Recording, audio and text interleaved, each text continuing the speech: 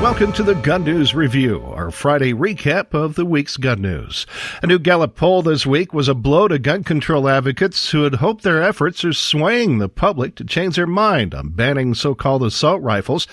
The poll found that only 40% of Americans support a ban, which is below the historical average of 47%, and back to the levels before the Las Vegas shooting massacre.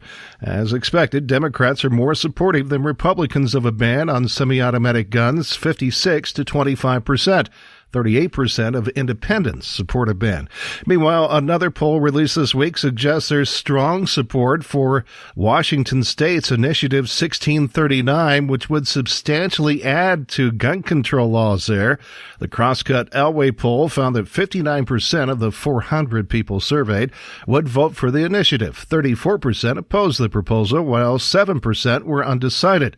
Initiative 1639 will go before Washington state voters next month and, among other things, would require guns to be locked up and would raise the age to buy a semi-automatic rifle to 21. House Minority Leader Nancy Pelosi continued her push for more gun control this week, taking her message to South Florida. Pelosi attended a roundtable discussion Wednesday in Coral Gables with parents and activists to discuss her plans for gun control. Pelosi said it will require a persistent approach with an urgency that something must be done soon. Pelosi called the activists and parents a blessing to our country, and she said because of the energy coming out of Parkland, gun control would top the Democrats' agenda in the House if they take control. Earlier in the week, Pelosi also said another priority would be protections for illegal immigrants. But if Democrats do regain control, neither party will likely hold a veto-proof majority, which will make any new federal gun control laws unlikely while President Trump is in office. I'm Arthur Wyman, Gun News Review. Montana's Attorney General is hoping to get a ruling overturned that upholds the city of Missoula's right to enforce gun background checks. The Missoulian reports Tim Fox argued Monday that the Montana Supreme Court made a recent decision that could be relevant. In that case, the city of Helena issued a stop work order to a building company that used shingles not allowed by the city zoning code, even though they were allowed under state codes. The Supreme Court ruled that Helena's ordinance was prohibited by state law. Fox contends that local governments are denied any powers by state law that would impact the right to keep and bear arms. Also in Montana this week, the number of places where guns are banned in Missoula has been increased by the city council. The amendment was approved 8-3 despite public comment, which was about 2-1 against the plan. The council members against the proposal were skeptical the city would be able to enforce it.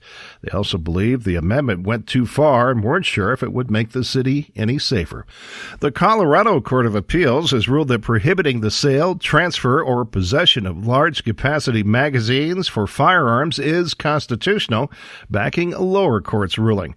The state's largest gun lobby, Rocky Mountain Gun Owners, had filed a lawsuit against the state 2 years ago to overturn two firearms laws. One outlawed magazines holding more than 15 rounds, while the other expanded mandatory background checks for firearm sales and transfers. The appeals court ruled that both laws are constitutional. You're listening to Gun News Review. Levi Strauss making good on its pledge to donate more than $1 million to gun control groups. CEO Chip Berg tells Fortune magazine that Levi's has established what it calls the Safer Tomorrow Fund, which will divvy up $1 million in grants to the anti-gun nonprofits. He says the company is also doubling its employee donation match to groups associated with the fund.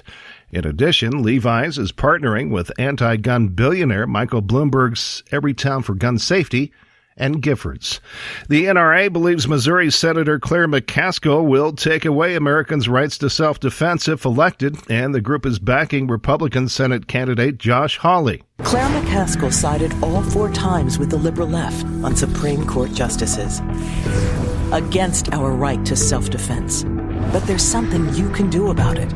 Josh Hawley will defend our rights, always. A CBS poll finds that about half of Missourians think America needs stronger gun control. Russian leaders and industry officials are warning the U.S. military not to copy its weapon designs. The statements follow a solicitation from U.S. Special Operations Command to firearms firms to reverse engineer and domestically produce Russian-designed weapons.